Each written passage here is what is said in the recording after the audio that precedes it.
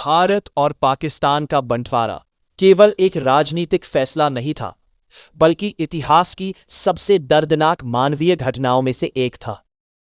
1943 का वर्ष आते आते पूरे भारतीय उपमहाद्वीप में तनाव चरम पर पहुंच चुका था। आजादी की उम्मीद लोगों के दिलों में खुशी भर रही थी, लेकिन साथ ही डर और अनिश्चितता भी तेजी से फैल रही थी। जैसे ही यह घोषणा हुई कि भारत दो देशों, भारत और पाकिस्तान में विभाजित होगा, समाज में वर्षों से दबा हुआ धार्मिक अविश्वास अचानक हिंसा में बदलने लगा। पंजाब और बंगाल सबसे ज्यादा प्रभावित क्षेत्र बने, क्योंकि नई सीमा इन्हीं इलाकों के बीच से गुजरने वाली थी। गांवों और शहरों में अफवाहें फैलने लगीं कि दूसरे समुदाय के लोग हमला करने वाले हैं। लोगों ने अपने घरों की सुरक्षा के लिए हथियार इकट्ठा करना शुरू कर दिया और धीरे धीरे पड़ोसी ही एक दूसरे के दुश्मन बन गए। जल्द ही सांप्रदायिक दंगे भड़क उठे। लाहौर, अमृतसर, दिल्ली, कराची, नोआखाली और रावलपिंडी जैसे शहर हिंसा की आग में जलने लगे। भीड़ घरों को आग लगा रही थी, दुकानों को लूटा जा रहा था और निर्दोष लोगों पर सिर्फ उनके धर्म की पहचान के कारण हमला किया जा रहा था। महिलाओं और बच्चों तक को नहीं बख्शा गया। कई जगह पूरी की पूरी बस्तियां खत्म हो गईं। ट्रेनें जो शरणार्थियों को सुरक्षित स्थान तक पहुंचाने के लिए चलाई गई थीं, वे मौत की गाड़ियों में बदल गईं। कई ट्रेनें सीमा पार पहुंची तो उनमें केवल लाशें ही बची थीं। सड़कों पर हजारों लोग पैदल अपने नए देश की ओर निकल पड़े। बुजुर्ग, बच्चे, गर्भवती महिलाएं, बीमार लोग सभी अपनी पूरी जिंदगी पीछे छोड़कर अनजान भविष्य की ओर चल रहे थे। इतिहास का सबसे बड़ा जन पलायन शुरू हो चुका था। लगभग 1.5 करोड़ लोग अपने घरों से विस्थापित हुए। हिंदू और सिख परिवार पाकिस्तान से भारत की ओर आए, जबकि मुस्लिम परिवार भारत से पाकिस्तान की ओर चले गए। रास्तों में भूख, प्यास, बीमारी और हिंसा ने लाखों लोगों की जान ले ली।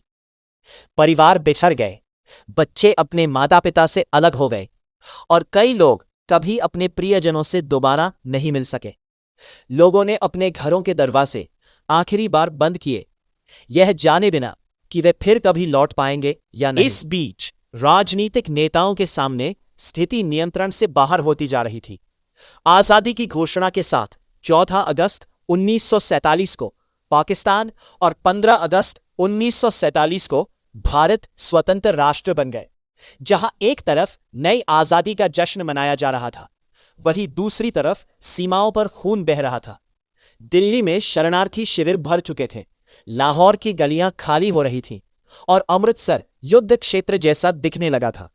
प्रशासन कमजोर पड़ चुका था और पुलिस तथा सेना हर जगह हिंसा रोक पाने में असमर्थ। महात्मा गांधी उस समय दंगों को रोकने के लिए लगातार हिंसा प्रभावित क्षेत्रों में घूम रहे थे।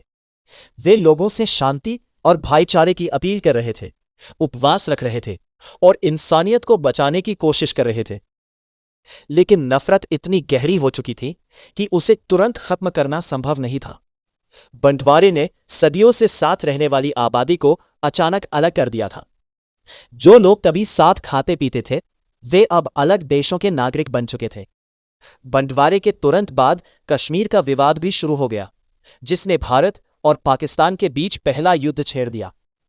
इस युद्ध ने दोनों देशों के रिश्तों में स्थायी तनाव पैदा कर दिया, जो आने वाले दशकों तक जारी रहा। लाखों शरणार्थियों को नए सिरे से जीवन शुरू करना पड़ा। किसी ने खेत खो दिए, किसी ने कारोबार, तो किसी ने अपना पूरा परिवार। कई लोगों के पास केवल यादें बची, बचपन की गलियां, छूटा हुआ घर और वह जमीन जहां उनकी पीढ़ियां रहती आई थी। पाकिस्तान बंटवारा केवल दो देशों का जन्म नहीं था, यह इंसानी भावनाओं की सबसे बड़ी परीक्षा थी। आजादी खुशी लेकर आई, लेकिन उसी के साथ बिछड़ने का दर्द भी।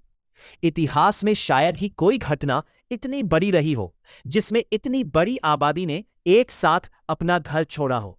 आज भी भारत और पाकिस्तान के बुजुर्ग उस दौर की कहानियां सुनाते समय भावुक हो जाते हैं, क्योंकि उनके लिए बंटवारा केवल इतिहास नहीं, बल्कि जी हुई याद है।